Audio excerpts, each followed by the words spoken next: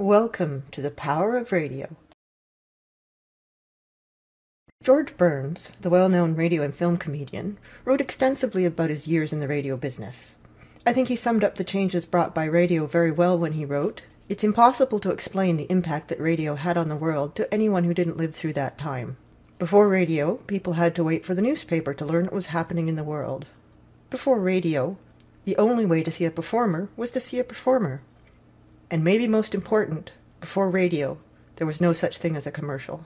Mr. Marconi is widely held to be the creator of the modern radio, even though his work was based on earlier pioneers such as Tesla, Hertz, and others.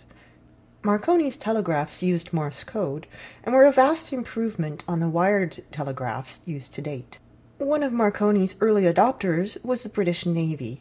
They needed an improvement over semaphore that they had been using to communicate between their ships, especially the new ironclad naval ships that could no longer travel in close formation. Semaphore had become impossible. Marconi's invention revolutionized ship-to-ship and ship-to-shore transmission. Transatlantic communications started in 1903 and opened up the world of wireless to those without access to wired telegraphs. Marconi's invention is credited with saving 700 lives on the Titanic disaster in 1912. It also revolutionized communications between ships on the shore, and soldiers on the land during World War I. However, despite the potential for broadcast communications, wireless telegraph was viewed mostly useful for point-to-point communication, and the 1920s saw a worldwide network of radio telegraphs communicating news, weather, stock market, and other diverse information, but only from point to point. The new technology brought hobbyists into the mix, and tinkerers who could find the parts made radios of their own.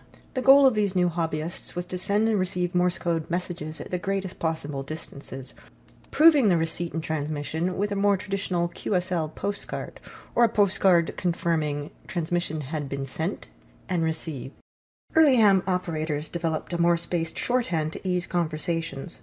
Though amateur radio is now largely voice-based, these codes persist today almost like a texting language, as evidence of membership in the radio subculture. While the general public may not have picked up on the potential of broadcasting, hobbyists were starting to experiment. In 1909, there were 89 amateur radio stations listed in the US and Canada. For those without the technology at home, nickel-in-the-slot radio parlors gave a chance for a wider audience to experiment with the technology. Essentially, these early broadcasters played whatever they could get their hands on, whenever they could. This meant early performers had to be free or meagerly paid. In the US, schemes to extract funds from listeners failed, and commercial interests fought vigorously for a model funded by advertising. They did not wish to follow the model in the UK, which turned to the BBC, a publicly funded advertising-free model. What of Canadian radio? Early radio broadcasters ran cheap live productions involving music, plays, religion, and anything else that came around. It was an entirely private, for-profit proposal, except Canadians had to pay for annual radio licenses. As a result of the limited Canadian options, in the 1920s, 80% of programs listened to were American. To deal with this problem, a royal commission was struck. In 1928, it recommended the end of private broadcasting in Canada. The Canadian Radio Broadcasting Commission was created in 1932, but largely failed. Licensing fees were not enough to pay for the infrastructure and programming needed. In the end, CBC was created in 1936 as Canada's national broadcaster. It now coexists, as then, with private stations, American programming, and a good deal of advertising. In 1922, AT&T, a major player in early radio, announced that it would sell toll broadcasting. That is, in exchange for paying for a production, your business name will be mentioned. This became the favorite advertising method of the golden age of radio. That is, before World War II and before television. Advertising expanded until most shows were products of advertising agencies wishing to showcase a sponsor. For example, we have the Champion Sparkplug Hour of musical theater and the Voice of Firestone classical music show. In 1934, legislation in the U.S. cemented the relationship between advertising and radio, excluding any notion of a government-funded broadcaster. The Roaring Twenties brought many changes, expanding the boundaries of people's lives. Cars and railroads had expanded travel beyond walking distances, and commercial flights became available. People moved in large numbers to cities, bringing them in contact with a greater diversity of population. The economies of mass production made less expensive and uniform goods available to many. In this period, radio brought entertainment and advertising into the home. However, the American advertising model meant that programs were designed more to maximize benefit for the sponsors than for the benefit of the public. More listeners meant more ears on your client. People soon came to associate particular performers and programs with the products they purveyed, and the popularity of the program could determine the popularity of a product. Even during the Great Depression, networks' radio ad revenue grew from $18.7 million in 1929 to more than $80 million by the end of the 1930s. Broadcasting spread consumerism in a way nothing before had. And by consumerism I mean the theory that the increased consumption of goods is economically desirable. The potential of radio advertising encouraged large corporations to buy up stations to form networks. As a result, North Americans were consuming news, advertising, and entertainment made by a few distant authors. No longer were people entertained by local gossip or the village fair. The public sphere was increasingly controlled by the major radio players, which tended to establish a public norm to which many people wanted to adhere. Critics worried that this was a dumbing down of culture.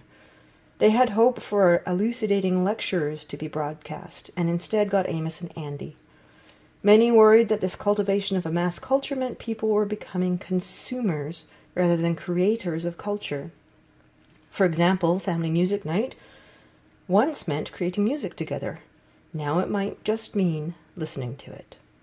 There was a serious fear in some that a culture of radiots would ensue, particularly if radio were used in education, and that we would evolve as passive listeners rather than active participants.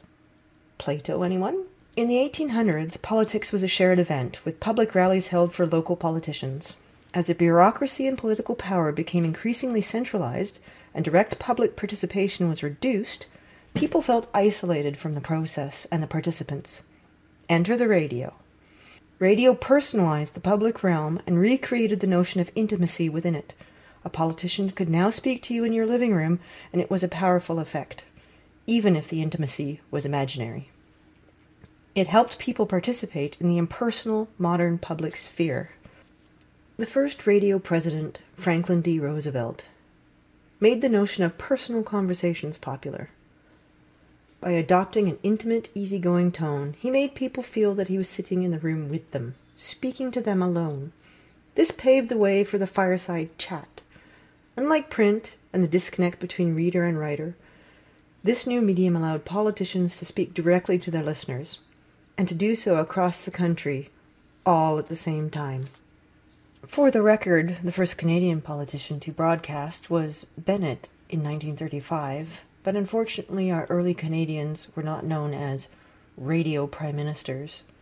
However, radio ushered in a new era of communicating with constituents. Radio enabled what we now recognize as a modern form of consumerism through commercial broadcasts, and enabled politicians to communicate with the public like never before.